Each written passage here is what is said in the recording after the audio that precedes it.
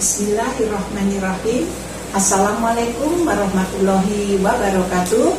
Alhamdulillahirabbil alamin. Wassalatu wassalamu ala asrofil anbiya'i wal mursalin wa ala alihi washabihi ajmain. Asyhadu alla ilaha illallah wahdahu la syarikalah wa asyhadu anna Muhammadan abduhu wa rasuluh. Pemirsa rahimakumullah dimanapun kalian berada, semoga semuanya selalu dalam kasih sayang dan lindungan Allah SWT, dan Umi Nini doakan juga selalu semuanya dikaruniakan umur panjang, sehat afiat, rezeki berkah, agar semuanya bisa melihat sirah nabawiyah, pembacaan kisah Rasulullah yang dibawakan oleh Umi Nini Gawat yang bekerja sama dengan GN YouTube channel. Jadi jangan lupa selalu like, komen, subscribe, dan bagikan. Terima kasih.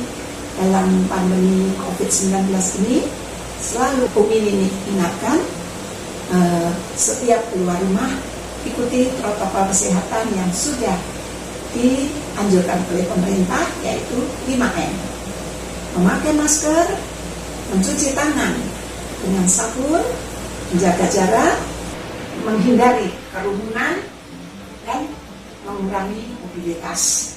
Juga olahraga dan makan yang cukup agar sehat pokoknya.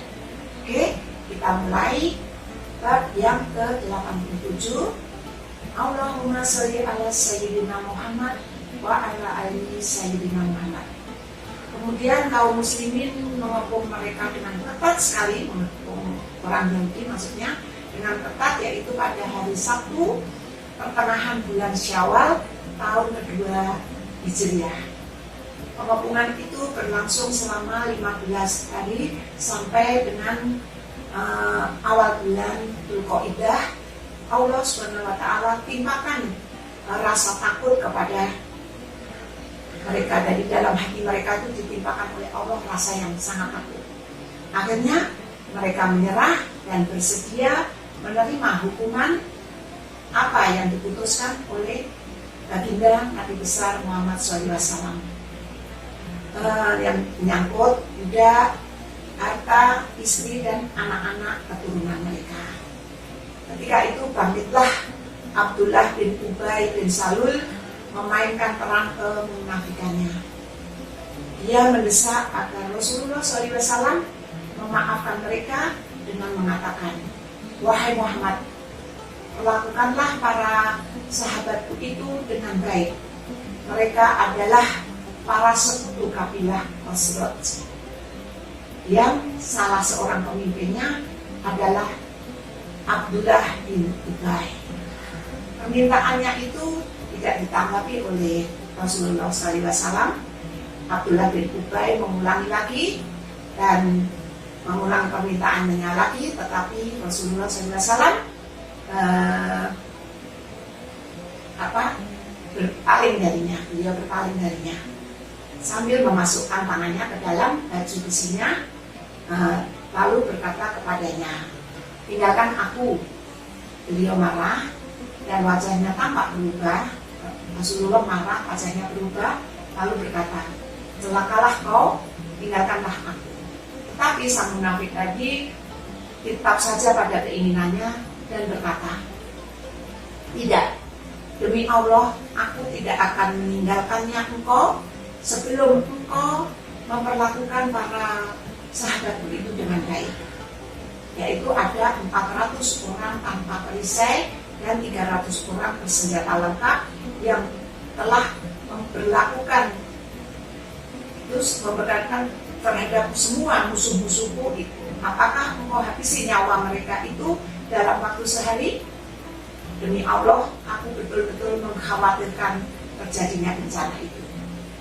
Rasulullah SAW memperlakukan si munafik tersebut yang baru saja sebulan menampakkan keislamannya, dengan memberikan perhatian kepadanya.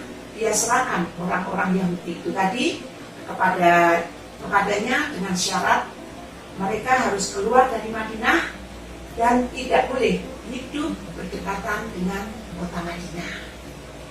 Mereka pun keluar menuju daerah di sekitar Syam. Dan tidak lama kemudian sebagian besar dari mereka banyak yang meninggal dunia. Rasulullah SAW menerima harta kekayaan mereka. Dari harta tersebut Rasulullah SAW mengambil 3 keping uang, 2 baju besi, 3 pedang, 3 tombak, dan 1/5 ghanimah. Orang-orang yang bertanggung jawab mengumpulkan ghanimah adalah Muhammad bin Maslamah. Ketika Syahwan bin Umayyah, orang-orang Yahudi dan orang-orang munafik melakukan makar, Abu Sufyan berpikir untuk melakukan suatu tindakan yang kecil risikonya tetapi jelas pengaruhnya.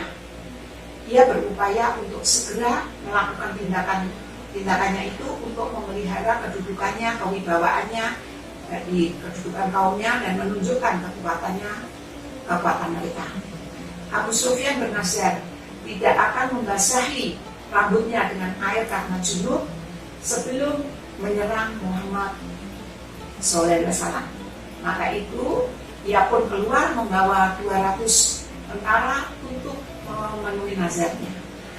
Mereka tiba di suatu terusan yang menghadap ke Gunung Naib dari Madinah sekitar 1 barid atau 12 mil. Tetapi ia tidak berani menyerang Madinah secara terang-terangan. Dia melakukan suatu tindakan seperti tindakan pembajakan, yaitu memasuki pinggiran Madinah secara sembunyi-sembunyi di tengah-tengah kegelapan malam. Ia mendatangi Huyai bin Al-Khotob dan meminta dibukakan pintu. Namun Huyai bin Al-Khotob tidak mau membukakan dan karena merasa ketakutan. Kemudian ia mendatangi Salam bin Mushkam, pemimpin Bani Nadalir pada saat itu. Setelah meminta izin ke Bani Salam bin Mushkam, ke Salam bin Mushkam, ia pun diberi izin, diberi minum khamr dan memperoleh informasi tentang keadaan Muslim yang ada di Madinah. Dan pada saat inilah berita itu disampaikan kepada Abu Sufyan dari Salam bin Mushkam. Kemudian pada malam itu juga Abu Sufyan keluar dan menemui para sahabatnya, lalu mengutus satu pasukan dari mereka dan menyerang suatu tempat di pinggiran kota Madinah yang bernama Arid. Mereka menebang dan membakar beberapa pohon kurma, dan di sana mereka membunuh seorang lelaki Ansor dan sepupunya yang sedang berada di kebun kurma. Setelah itu mereka melarikan diri ke Mekah. Peristiwa itu sampailah ke telinga Rasulullah SAW. Lalu beliau segera mengejar Abu Sufyan dan kawan-kawannya. Akan tetapi mereka segera melarikan diri dengan sangat cepat sekali. Mereka melemparkan semua bahan makanan yang dibawa itu, yang berupa tepung atau sawit, dalam jumlah yang banyak untuk memperringan beban dan agar dapat lari lebih cepat lagi. Rasulullah SAW pun sampai di Qorqoratul Qadar, kemudian kembali pulang dan kaum muslimin membawa tepung sawit yang dilemparkan oleh orang-orang kafir itu, sehingga peristiwa itu tadi dinamakan dengan perang sawit. Peristiwa ini terjadi pada bulan Dzulqa'dah tahun kedua Hijriah, 2 bulan setelah peristiwa Badar. Dalam perang ini Rasulullah menyerahkan urusan Madinah kepada Abu Lubabah bin Abdul Muisir. Nah, untuk bab yang ke-87 sampai di sini dulu. Kita bertemu esok dalam bab 88. Apabila Umi Nini ada tutur kata dan kata-kata yang Umi Nini ucapkan ada keliru, mohon sekali bisa dimaafkan. Dan jangan lupa selalu kita jika punya usia yang panjang ini, kita harus selalu bersyukur. Dengan bersyukur itu kita menaati, mematuhi perintah Allah melalui firman-Nya yang diajarkan oleh baginda Rasulullah dan sunnah-sunnah Rasulullah, dan bersolawat, beristighfar, berpikir agar kelak kita bisa mendapatkan syafaat di hari kiamat. Dan kita tutup dengan doa kafaratul majlis.